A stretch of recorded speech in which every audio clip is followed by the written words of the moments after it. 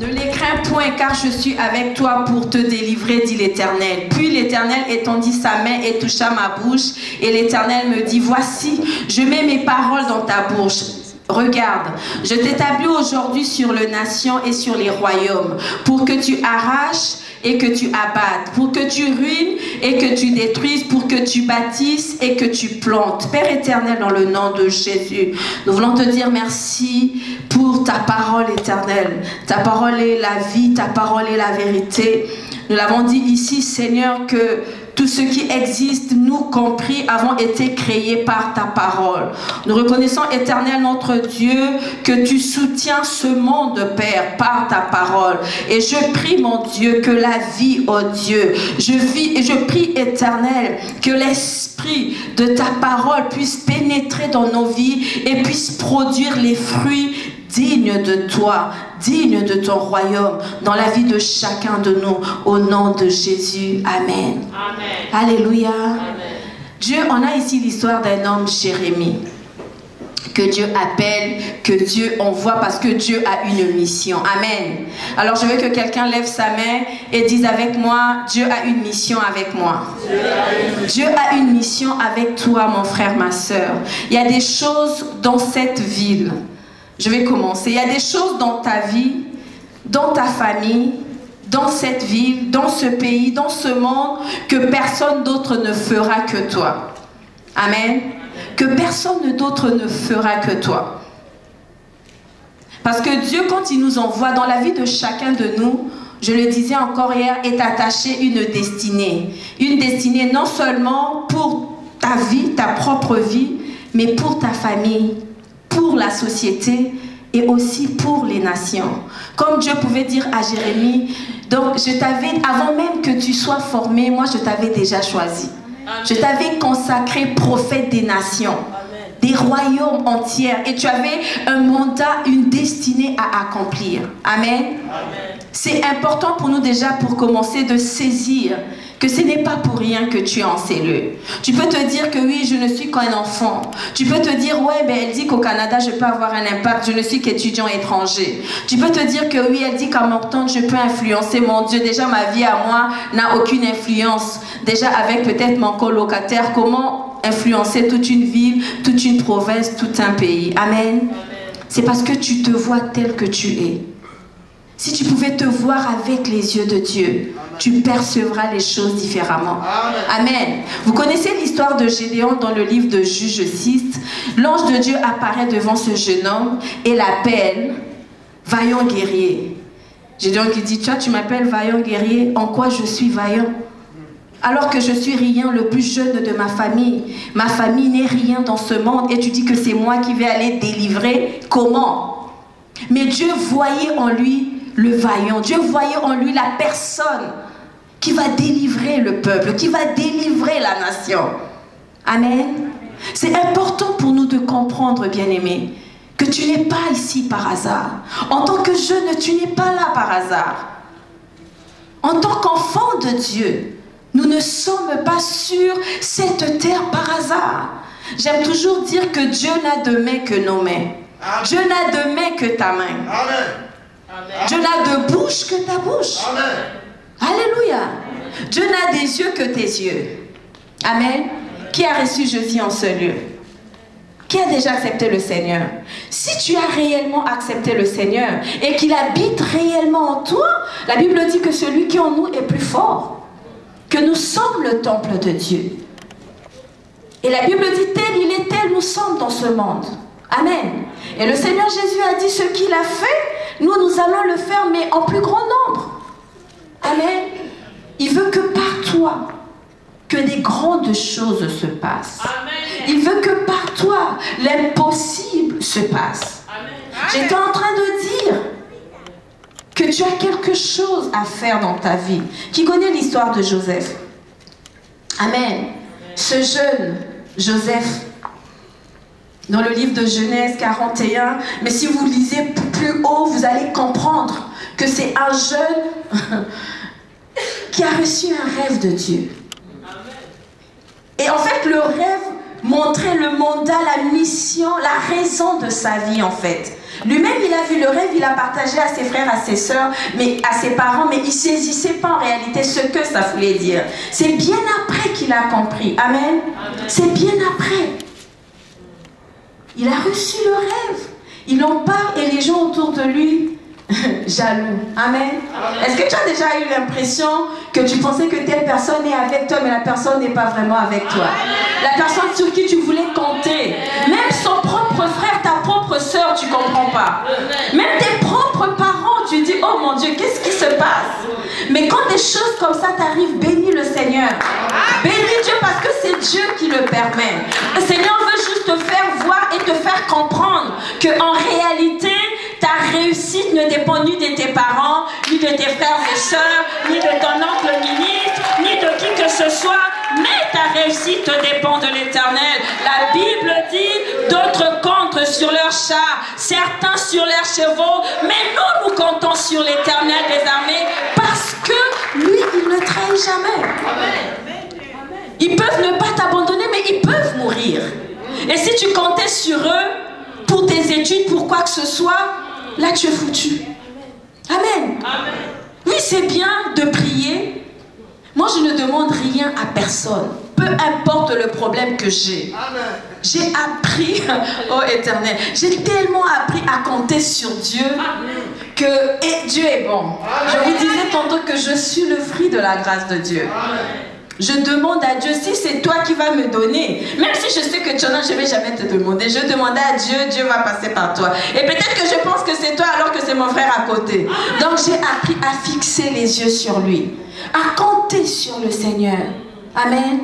À compter sur Dieu et Dieu sait par où il passera. Les personnes qui te négligent, les personnes qui t'abandonnent, qui te rejettent, ne savent pas que toi tu es la bénédiction pour eux. Ne savent pas que tu es la délivrance pour eux. Ne savent pas que tu es la réponse pour eux. Aussi tes frères et tes sœurs pouvaient savoir que ce sont tes prières qui les gardent, ce sont tes prières qui les protègent, ce sont tes prières qui ont empêché la mort.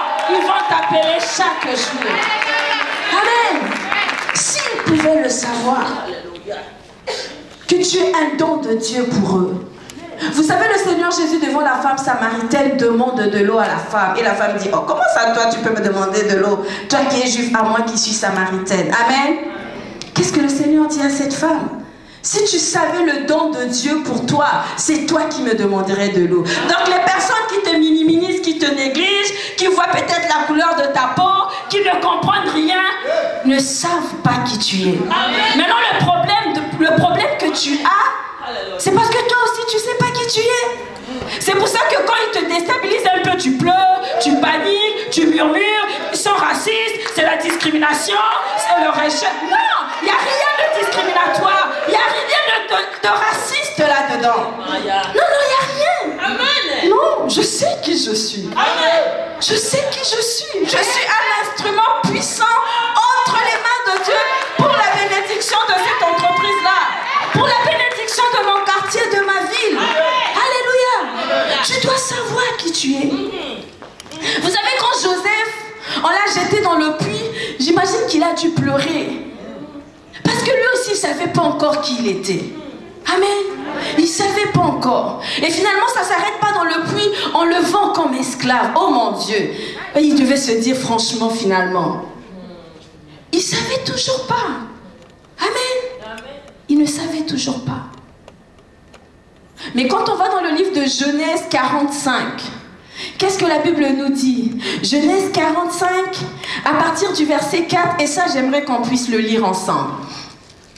Genèse 45, à partir du verset 4, qu'est-ce que la Bible dit? Joseph dit à ses frères, approchez-vous de moi, et ils s'approchèrent. Il dit, je suis Joseph, votre frère que vous avez vendu pour être mené en Égypte. Maintenant, ne vous affligez pas et ne soyez pas fâchés de m'avoir vendu pour être conduit ici, car c'est pour vous sauver la vie que Dieu m'a envoyé devant vous.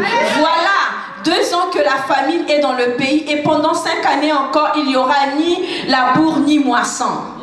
Dieu m'a envoyé devant vous pour vous faire subsister dans ce pays et pour vous faire vivre par une grande délivrance. Ce n'est donc pas vous qui m'avez envoyé ici, mais c'est Dieu. Il m'a établi père de Pharaon, maître de toute sa maison et gouverneur de tous les pays d'Égypte. Joseph dit à ses frères, approchez-vous de moi, et ils s'approchèrent. Il dit, je suis Joseph, votre frère que vous avez vendu pour être mené en Égypte. Alléluia. Mais imaginez, oh, est-ce qu'on peut acclamer le Seigneur? L'Éternel est tellement bon, bien-aimé. Oh, tu allais te lever pour acclamer Dieu. Tu allais te tenir debout. Et aujourd'hui, tu vas dire, fini les pleurs, fini les murmures, fini les inquiétudes, fini les lamentations, fini. Oh, fini, bien-aimé. Qu'ils fassent ce qu'ils sont en train de faire. Qu'ils disent ce qu'ils sont en train de dire. Qu'ils posent des actes qu'ils veulent. Nous savons qui nous sommes. Nous avons une mission. Nous portons un mandat de Dieu. Et ça, la mort ne peut pas nous atteindre. La maladie ne peut pas t'emporter, mon frère. Non, ça ne peut pas te prendre parce que tu n'as pas encore fait ce que tu dois faire. Non, dans ta famille, tout le monde n'est pas encore sauvé. La Bible dit, si tu crois, tu seras sauvé, toi et ta famille. Ton père ne connaît pas encore le Seigneur. Tes parents étaient peut-être, ils sont encore musulmans. Mais il faut bien qu'ils viennent au Seigneur. Mais c'est à travers toi. Tu ne peux pas mourir. Non, tous tes amis avec qui tu jouais quand tu étais petit, toute ta ruelle où tu as grandi, ce sont les gens que Dieu t'a donnés. Je disais vendredi, l'ange a dit à Paul, il n'y a de perte que la perte du navire. Ces personnes, Dieu te les a données. Il faut bien que ces personnes viennent au Seigneur. Donc tu ne peux pas encore mourir. Amen. Amen. Non, tu ne peux pas. Amen. Alléluia. Amen. Je parle à quelqu'un. À ta vie est attachée une vision. Est attachée une destinée. Pas une petite destinée, mais une grande destinée. Une très grande destinée. La Bible dit, les choses glorieuses ont été dites sur toi, cité de Dieu. Amen. Quand Dieu te voit, ce sont des grandes choses. La Bible dit que, en fait, ce que nous faisons, c'est pas parce que nous voulons le faire. Dieu nous dit, le Seigneur est tellement merveilleux, voilà pourquoi j'aime prendre le temps avec Dieu. J'aime prendre le temps d'écouter le Seigneur. En tout cas, moi, là, la Bible, il y a des gens qui m'appellent la Bible dit, parce que je préfère dire la Bible dit que ce que mon frère a dit, mon père a dit. Au moins ça, je sais que c'est vrai et ça va se réaliser. Amen. Dieu dit, c'est lui qui met en nous le vouloir et le faire selon son bon plaisir. Amen. Et la Bible dit que nous avons été sauvés et il y a des choses que Dieu avait déjà préparées d'avance pour que nous ne fassions que pratiquer, mettre en œuvre. Amen. Il y a des choses que Dieu a préparées d'avance pour toi et moi, afin que nous puissions les préparer. Dieu a déjà aplani le chemin, mais c'est important pour toi, premièrement, de savoir qui tu es. Amen. J'étais en train de dire que tu es né avec une mission. Amen. Une mission de délivrance. Une mission de réussite. Pas seulement réussir ta vie, mais qu'au travers de ta vie, plusieurs autres vies puissent réussir. En réalité, c'est quand les gens autour de les gens que Dieu t'a donnés ont réussi que tu peux dire que tu as réussi.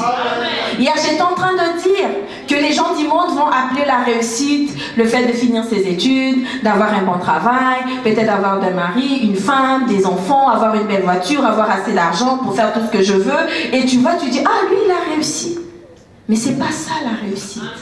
On disait que la réussite, c'est d'être et faire ce que Dieu t'a envoyé faire sur la terre. Aussi longtemps que tu es sur la terre faisant ce que toi tu veux, on ne peut pas dire que tu as réussi. Amen. On ne peut pas dire que tu as réussi.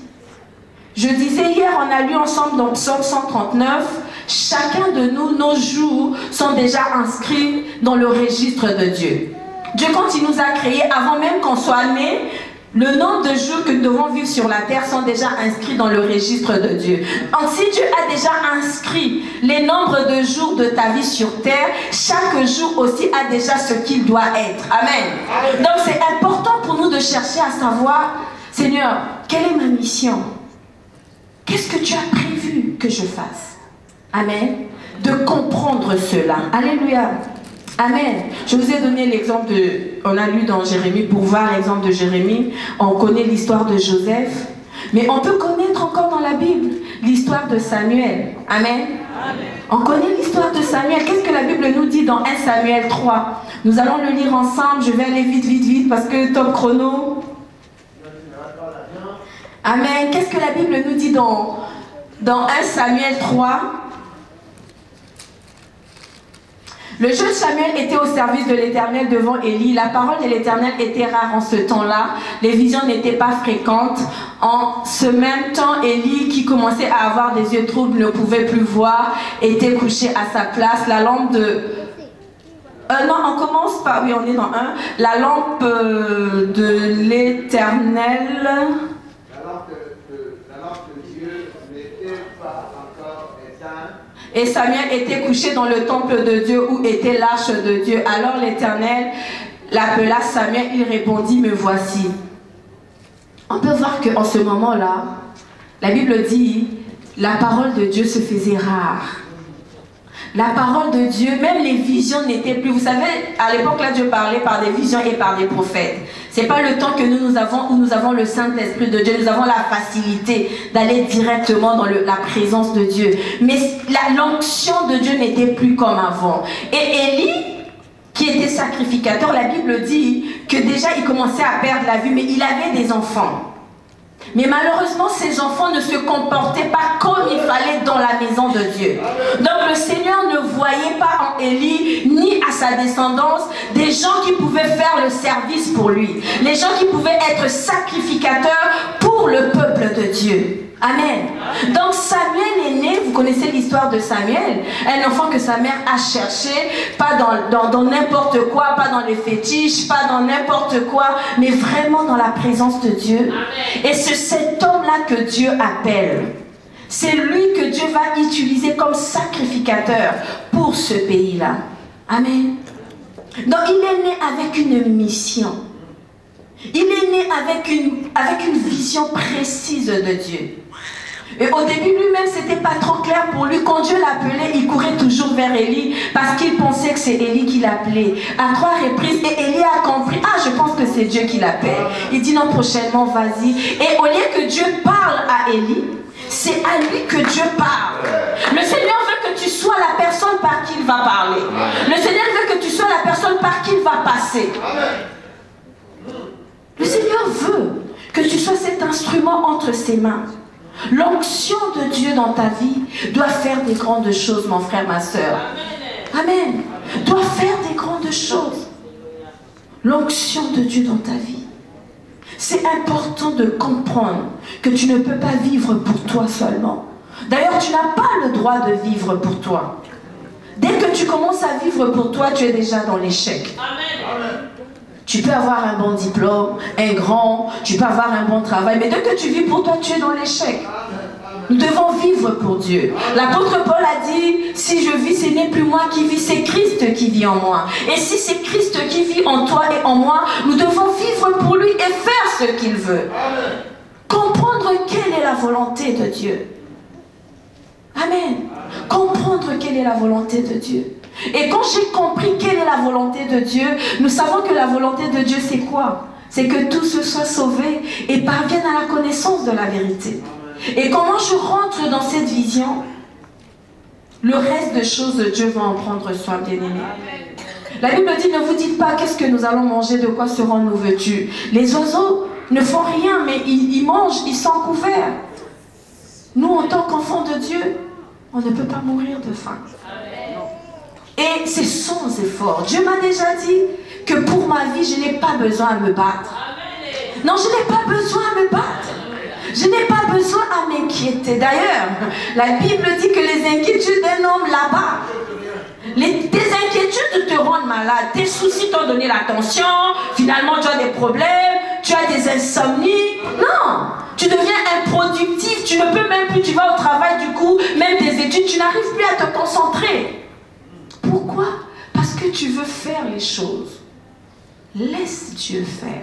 Le seul combat que tu as à faire, le seul combat que toi et moi avons, c'est le bon combat de la foi. C'est le bon combat de la foi. S'assurer que le diable ne vient pas déstabiliser nos pensées. S'assurer que le diable ne vient pas déstabiliser notre relation avec Dieu. S'assurer que le diable ne vient pas donner un coup à ma vie de prière, à ma vie de méditation. C'est le seul combat. S'il y a une chose à laquelle tu dois consacrer du temps, tu dois mettre ton énergie, s'il y a une relation, je dirais, c'est bien, en tant que mari, je travaille avec les couples. Si c'était un truc de couple, on allait parler, mais là, on court derrière le temps. C'est bien de prendre soin aussi de nos amis. Une relation s'entretient. Amen. Une relation doit s'entretenir. Mais s'il y a une relation dans laquelle tu dois t'investir, sans réfléchir, sans regarder derrière, c'est ta relation avec Dieu. C'est vraiment ta relation avec le Seigneur. Je parle en connaissance de cause. Amen. Je sais que s'il y a une personne sur qui tu dois t'investir, c'est Dieu. C'est vraiment le Seigneur. S'il y a une personne sur qui tu peux même mourir, pour qui tu dois même mourir, c'est vraiment le Seigneur. Je parle en connaissance de cause, bien-aimé. Et le temps que tu investis avec Dieu, tu ne peux pas le regretter. Il y a des choses qui t'arriveront parce que tu as une relation profonde avec Dieu. Toi-même, tu ne comprends pas comment tu vis. Et les gens autour de toi ne comprennent pas comment tu continues à vivre. Parce qu'il y a une protection spirituelle. Amen. J'ai déjà vécu des choses, bien-aimées. Et les gens à mon église me disaient, oh maman, calme-moi, on s'attendait à ce qu'on t'apporte à lui, Hippolyte Lafontaine, dans un hôpital psychiatrique. Mais c'était une occasion pour... Non, mais moi-même, je n'ai pas compris. Mais c'était une période de ma vie où je pouvais être à genoux toute la nuit en train de prier. Non, mais j'ai dit, mais Seigneur, c'est quoi cette expérience? Pas papa, pas maman, hein. J'ai pas papa, pas maman, pas cousin, pas cousine, pas oncle, pas tante, pas frère, soeur. Dans ce pays, je suis seule, hein, avec l'église. Mais encore plus avec Jésus. Voilà pourquoi investis-toi, mon frère, ma soeur. Investis-toi.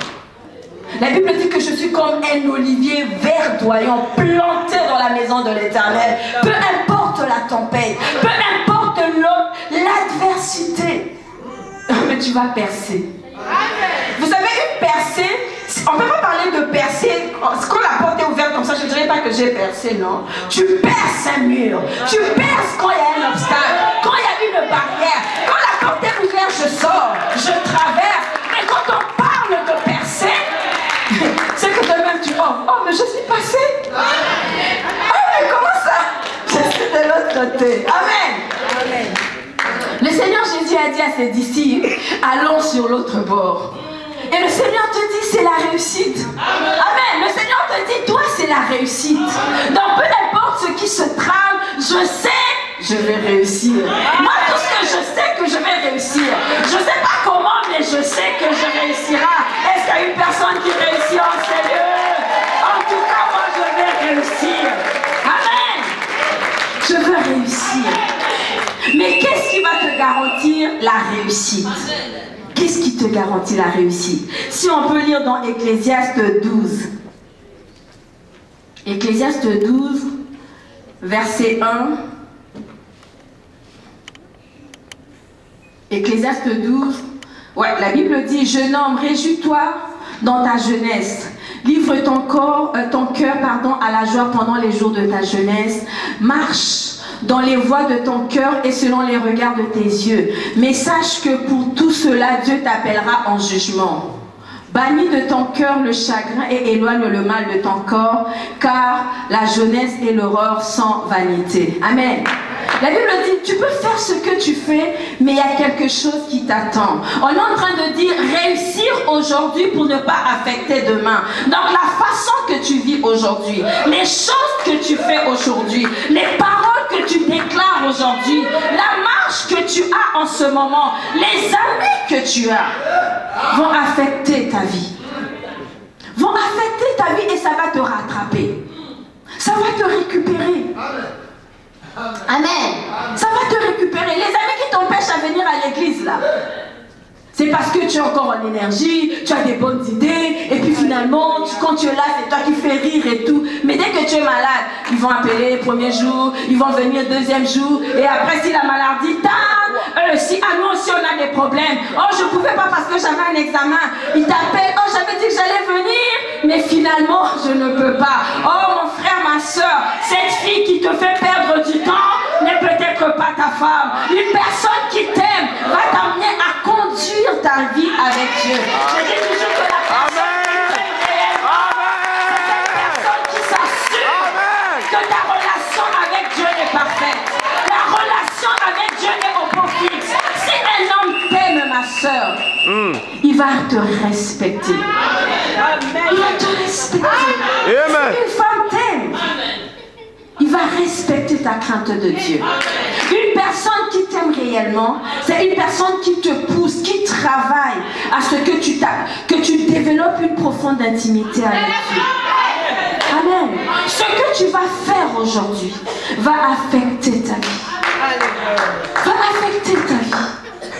Samuel, c'était dans la maison de Dieu, dans le temple, vers l'arche de l'Éternel, dans la présence de Dieu, qu'il a entendu Dieu l'appeler et lui donner la mission qu'il avait à faire. Amen. Jeune, ton corps est le temple de Dieu. Tu ne peux pas marcher n'importe comment. Oui, tes pasteurs ne sont pas là. Tes amis ne sont pas là. Très souvent, vous savez ce qu'on fait? On regarde devant, on regarde à droite, on regarde à gauche, on regarde derrière, il n'y a personne. Mais on oublie de faire ça. Dieu est en haut, mon frère, ma soeur. Amen. Dieu te voit. Dieu te voit, Dieu me voit. Amen. Dieu te voit, Dieu me voit. Voilà pourquoi comporte-toi, sachant que tu n'es pas n'importe qui. On parlait de Joseph. On va peut-être pas le lire, on n'a plus beaucoup de temps dans le livre de Genèse 41. Notez-le, vous pourrez aller lire à la maison, vous pouvez lire tout le chapitre. Mais à partir du verset 14 à 41, vous savez que là, il est en prison, et il est vendu comme esclave, et finalement, Potiphar l'achète. Et il l'emmène dans la maison. Et la Bible dit que Potiphar, lui, Dieu était avec lui. Et Potiphar a remarqué que non, il y a la grâce de Dieu sur cet homme. Et depuis qu'il était venu dans la maison, tout prospérait, tout allait bien. Il faut que normalement la présence de Dieu en toi apporte la vie, la réussite, la bénédiction, le succès partout où tu passes. Amen. Partout où tu passes. Donc ne dis pas je suis étranger ici au Canada. Non, Dieu est avec toi. Dieu n'est pas avec toi seulement quand tu vas être dans ton pays. J'entendais ici en cité Togo, Bénin, Côte d'Ivoire, Congo, je ne sais pas. Dieu est omniprésent, omnipotent. Il est partout. Il est partout. S'il est vraiment avec toi là, tu dois réussir ici. Parce que c'est ça qu'il t'a donné comme terre. C'est ici qu'il t'a planté. Oh, le Seigneur est en train de me dire hier, je n'ai pas dit, ça revient dans mon esprit. Dans un pays étranger, Dieu veut délivrer, Dieu veut bénir, Dieu veut t'établir, Dieu veut faire de toi une grande personne. Il a dit à Abraham, je rendrai ton nom grand et je ferai de toi une source de bénédiction. C'est ça que Dieu veut faire avec toi dans ce pays. Amen. Il faut que tu te conditionnes. Dis-toi, je me conditionne. Je me conditionne à la parole de Dieu. Je me conforme à la parole de Dieu. Je m'attache, je m'appuie sur cette parole. Je vais vivre en fonction de cette parole. Amen. La femme de Potiphar, la Bible dit qu'il n'était pas seulement, il n'avait pas seulement la grâce de Dieu, hein, Joseph. Amen. Mais la Bible dit aussi qu'il était beau de visage. C'était un bel homme. C'est pas parce qu'on est enfant de Dieu qu'on doit être n'importe comment, non. C'est pas parce qu'on est enfant de Dieu qu'on doit se négliger. C'est pas parce que tu es enfant de Dieu, c'est moyen prochain dans la vie, c'est bien. Les esprits, c'est bien. La Bible dit que Dieu regarde au cœur, mais les hommes regardent à Dieu. Les hommes regardent à ce qu'il fera. Écoute-toi bien. Amen. Amen. Amen. Amen. Alléluia. Amen. Parce que quand tu vas quelque part, les gens ne s'étaient pas écrit enfant de Dieu.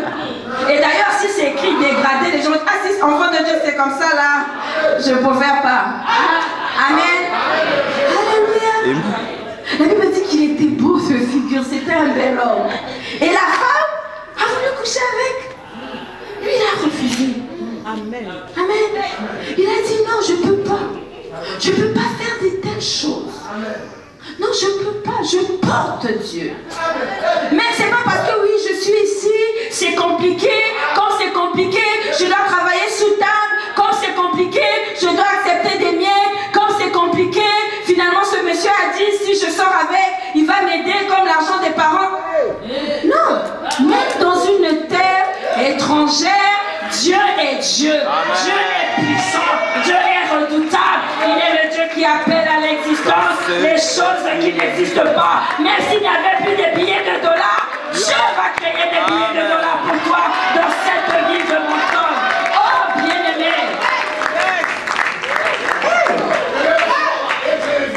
Alléluia. Le Dieu, c'est le Dieu de l'impossible.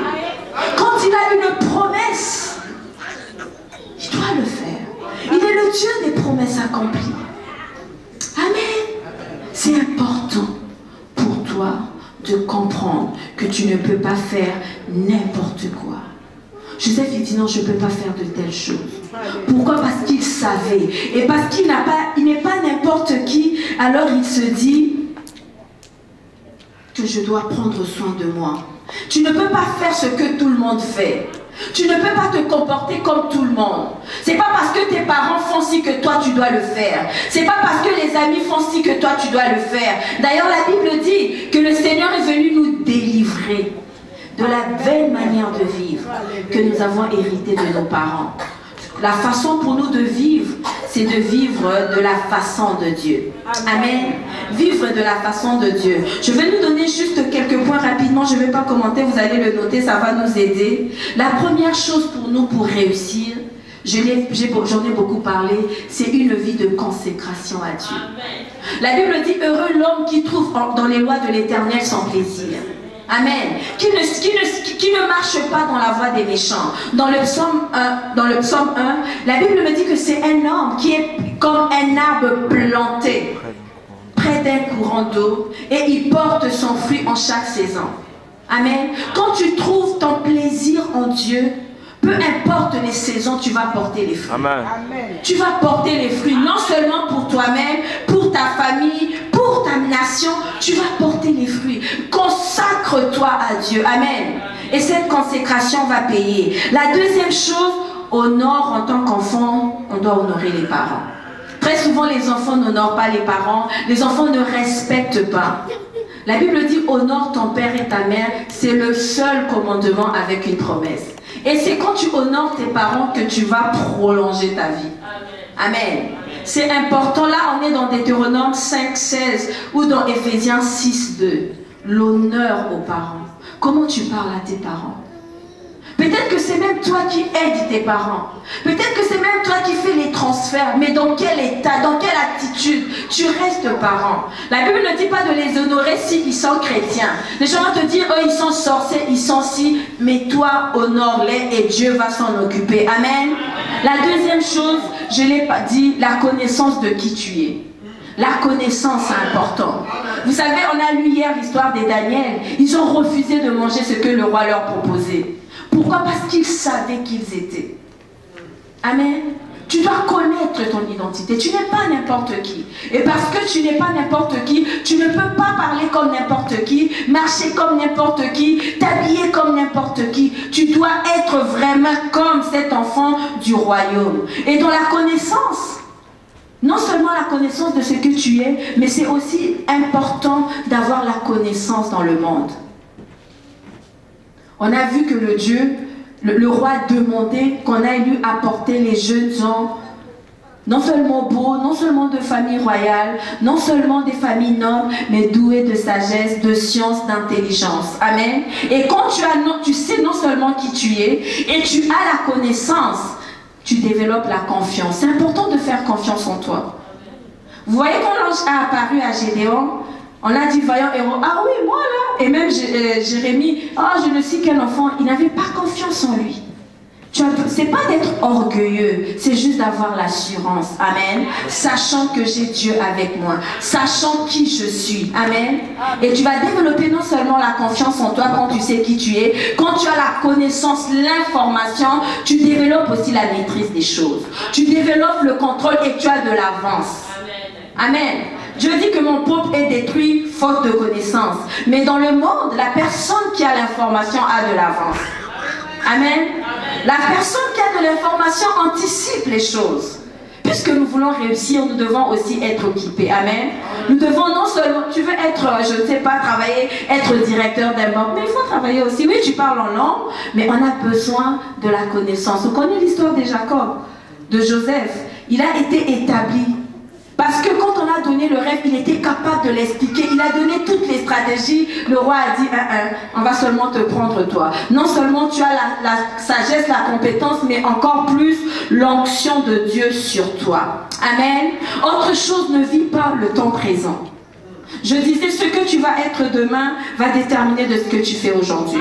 Les choix que tu fais aujourd'hui influencent ce que tu vas être demain. Amen. Même si tu as la promesse de Dieu, même si tu as les prophéties, même si, vous savez, Joseph, s'il avait seulement essayé de coucher avec la femme de Potiphar, il ne serait pas gouverneur en Égypte. Amen. Et la mission pour laquelle Dieu l'avait envoyé là-bas, ses frères, ses parents devaient mourir dans la famille. Amen. Donc c'est important, même si c'est difficile, même si c'est compliqué, fixe les yeux vers le Seigneur. Amen. Fixe les yeux vers le Seigneur. Ne sois pas, ne t'inquiète pas, ne te déstabilise pas. Quand tu connais que Dieu a dit qu'il a pour toi les projets de paix et non de malheur, alors tu sais que ça va passer.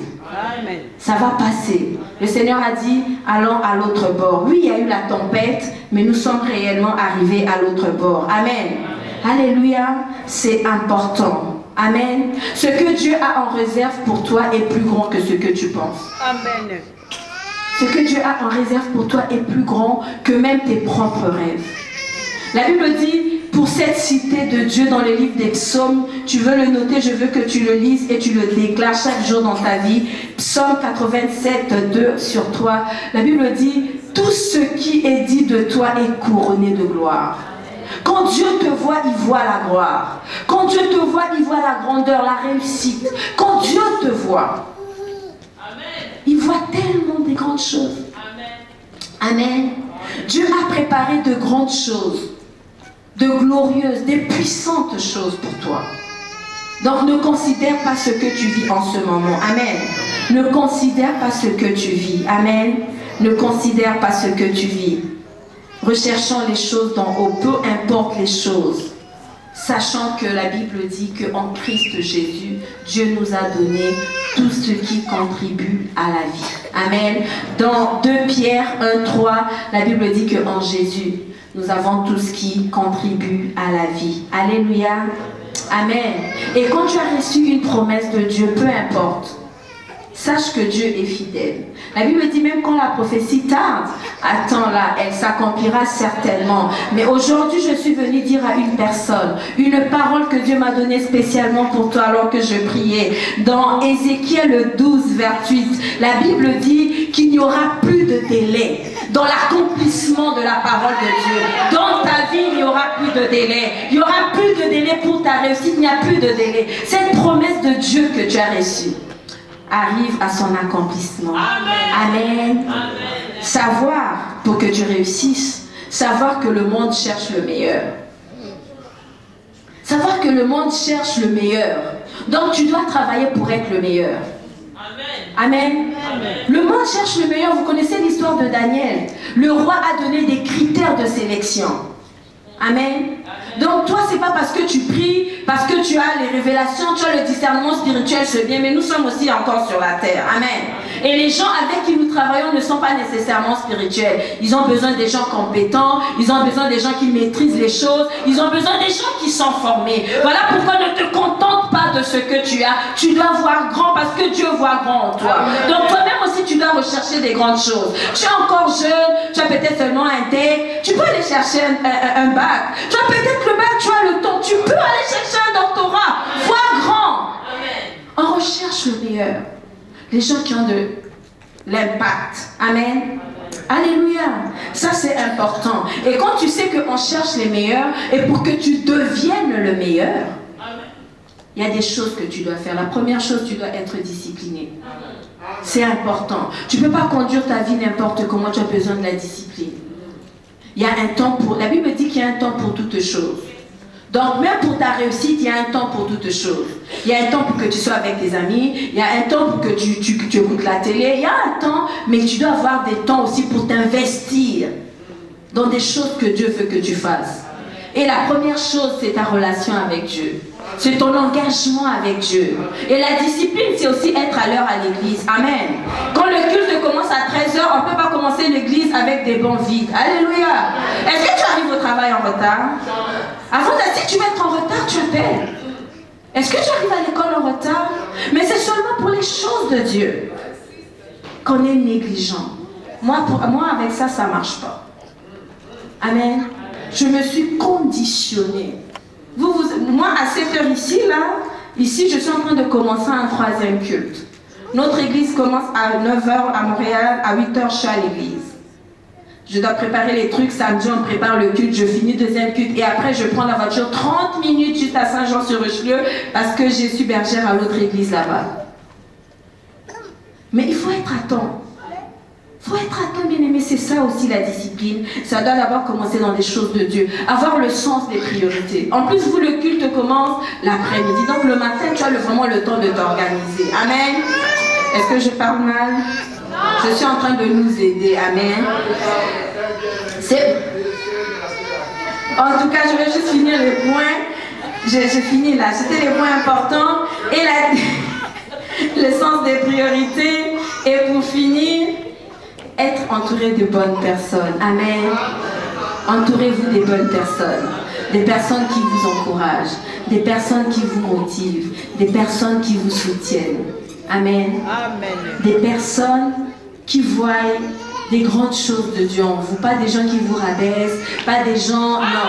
Des gens vraiment qui vous motivent. Et des gens avec qui vous voyez les choses de la même façon. Amen. Est-ce que j'ai parlé à quelqu'un? Alléluia. On peut se tenir debout dans la présence de Dieu.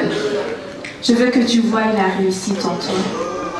Je veux que tu voies la réussite en toi. Je veux que tu déclares la réussite. Commence à déclarer la réussite. Déclare la réussite dans ta vie. Dans ta famille, déclare la réussite. Dans tes études, déclare la réussite. Dans ton travail, dans tes projets. Peut-être que tu veux commencer un projet. Peut-être que tu as une idée. Commence à voir la réussite. C'est pas parce que tu n'as pas d'argent, tu te demandes comment ça va se réaliser. Peut-être que tu avais envoyé un conteneur en Afrique. Tu te demandes comment ça va aboutir. Mais toi, tout ce que tu as à faire, c'est de marcher par la foi, de marcher par la foi, de déclarer la victoire de Dieu, de déclarer la réussite. Père éternel, dans le nom de Jésus. Dans le nom de Jésus. La Bible dit que nous sommes bénis de toutes les bénédictions spirituelles dans les lieux célestes en Christ Jésus. Mon frère est déjà béni. Ma soeur est déjà bénie. Oh Seigneur, oh Alléluia. La réussite est déjà à notre portée, Père. La réussite est déjà notre partage. Nous venons simplement déclarer que dans chaque domaine de notre vie, nous marchons dans la réussite. Nous marchons dans la victoire. Nous marchons, mon Dieu, dans la délivrance. Nous marchons dans ta gloire. Je prie, Père, que le sang de Jésus soit la ceinture de sécurité de mes bien-aimés. Je prie, mon Dieu, que l'Esprit de Dieu mette en fuite devant eux tout esprit qui n'est pas de toi.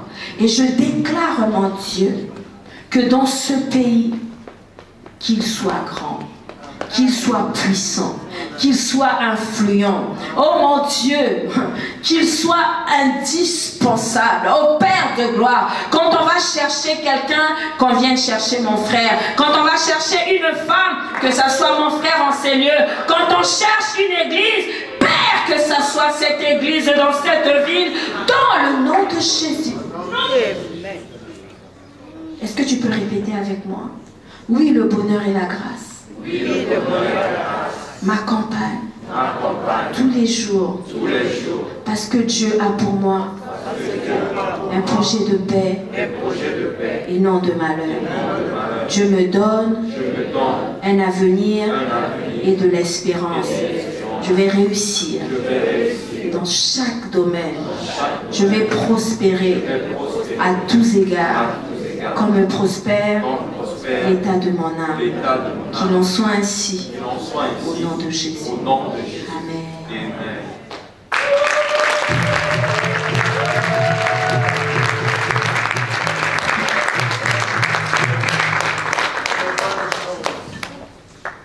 Des bonnes choses.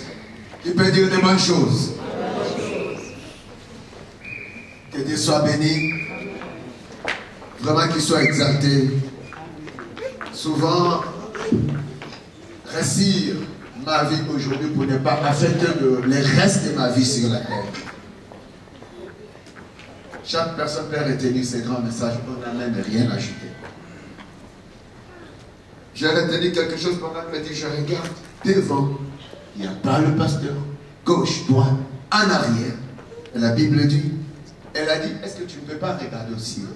La Bible me dit, l'Éternel promène ses regards sur toute la terre. Pour soutenir ses dons, le cœur sont tout entier en lui. Dites Amen. Amen.